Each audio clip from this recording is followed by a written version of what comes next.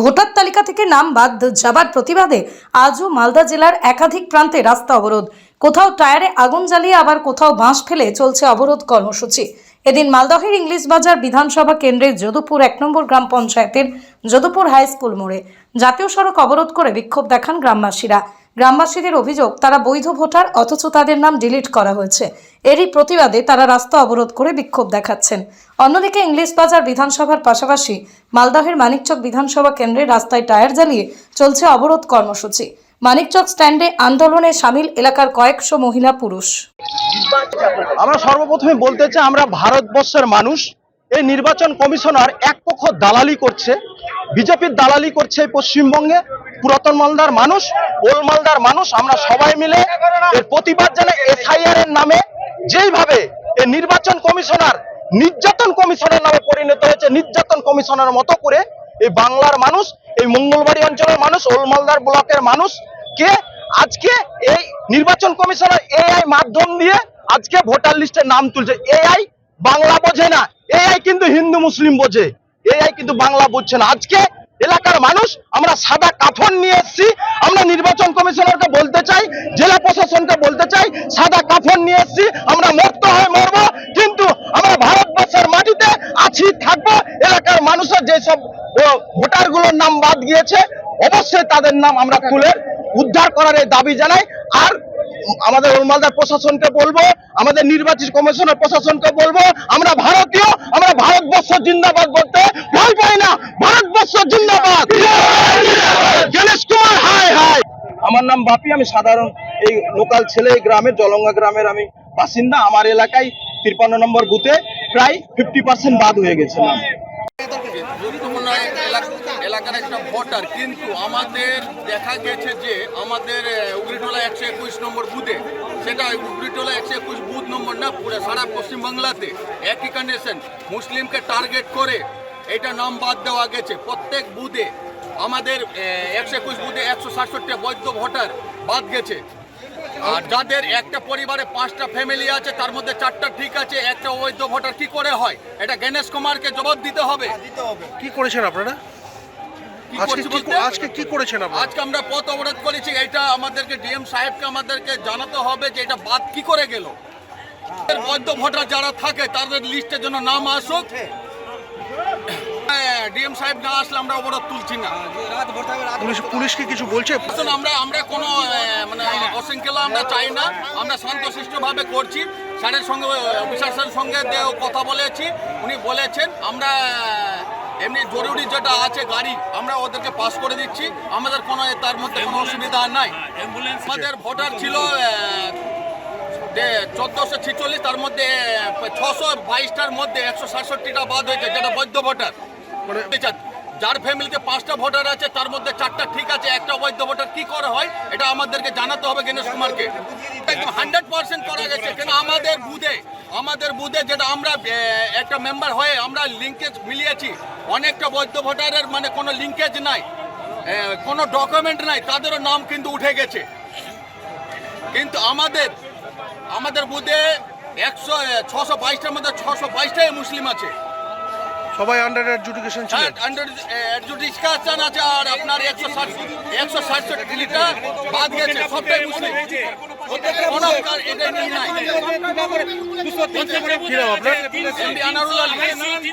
বিধানসভায় 126 নম্বর বুথ আর 127 510 জনকে আন্ডার এডুকেশনের নেওয়া হয়েছিল। তার মধ্যে 176 জনকে ডিলিট করা হয়েছে। একটা ফ্যামিলিতে ওর ছেলের আছে, বাবার নাই, মায়ের নাই, এটা কি করে হয়? আর আরেকটা জিনিস আছে যে আমাদের মুসলিমকেই মানে টার্গেট করা হয়েছে। যে আমাদের যে বিধানসভায় যে এখন বিজেপির ক্যান্ডিডেট, এই ব্যাপারে কেন মুখ খুলছে না? একটাও শব্দ করছে না যে আগে ভোট তারপরে ভোট হবে, কিন্তু এখন অবধি কেউ মুখ খুলছে না। ওরা কেন খুলছে না? ওদের একটা টার্গেট আছে যে আমাদের এখানে জিততে হবে, বিজেপিকে নিয়ে আসতে হবে। কারা এগুলো টার্গেট? বিজেপি হচ্ছে এটা বিজেপির সম্পূর্ণটা, এটা বিজেপির ইলেকশন কমিশন কিনে এটা খেল খেলছে। আমাদের ম্যাক্সিমাম ম্যাক্সিমাম বুথে আমাদের মুসলিম ভোটকে মানে ডিরেক্ট করা হচ্ছে।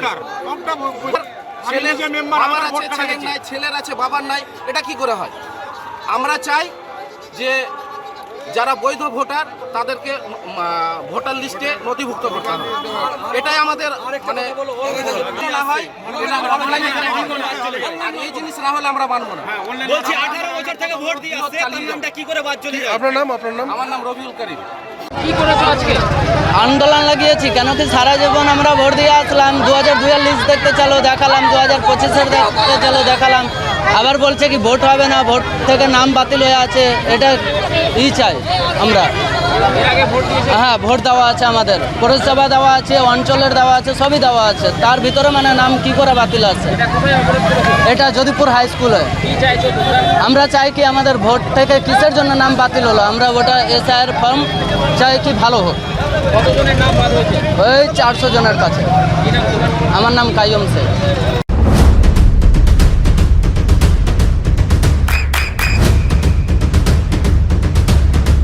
বৃষ্টিতে স্বস্তি। বৃষ্টি অ্যাকোয়া বিশুদ্ধ পানীয় জল।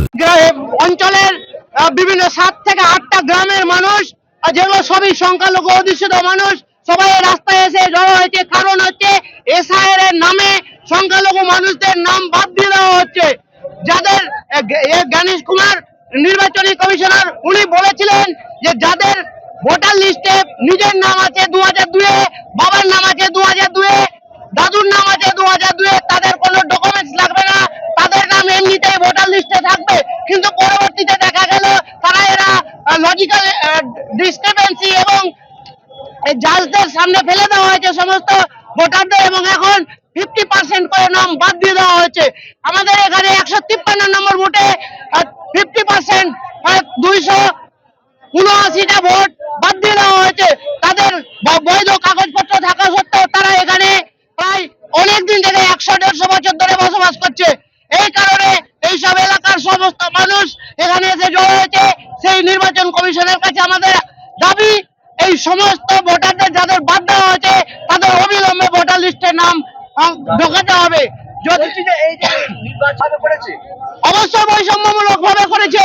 আশেপাশে যেগুলো বুথ যাদের লিঙ্ক নেই তাদের নাম উঠে গেছে, যাদের কোনো বৈধ ডকুমেন্টস নেই তাদের নাম উঠে দেওয়া হয়েছে, আর বেছে বেছে মুসলিমদের নাম বাদ দিয়ে দেওয়া হচ্ছে। এই জন্য আমাদের আন্দোলন, এই আন্দোলন আমাদের চলতে থাকবে যতক্ষণ না নাম ওঠানোর ব্যবস্থা হচ্ছে ততক্ষণ। আপনার নাম? মাইনুল হক।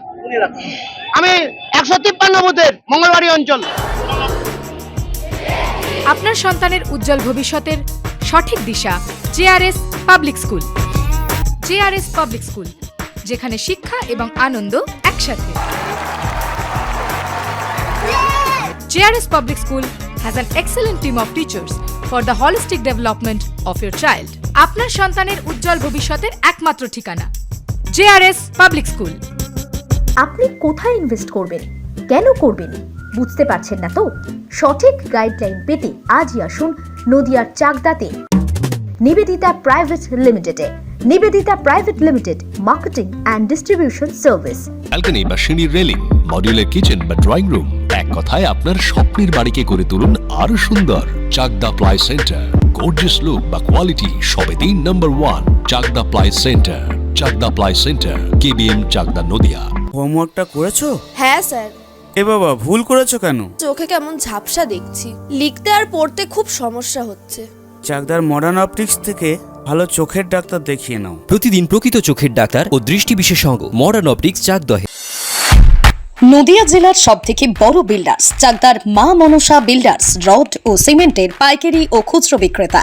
মা মনসা বিল্ডার্স, পদ্মবিলা, চাকদা, নদিয়া। রুম রে মাত্র 1500 টাকা থেকে স্টার, খাওয়া দাওয়া রিজনেবল প্রাইস। নদিয়ার একমাত্র 3 স্টার ক্যাটাগরি হোটেল এনবি সোনার বাংলা হোটেল, কল্যাণী এইমসের ঠিক উল্টো দিকে, কল্যাণী, নদিয়া। নদিয়ার একমাত্র অথরাইজড ডিস্ট্রিবিউটর ঘোষ কমিউনিকেশন, থানার মোড়, চাকদা, নদিয়া।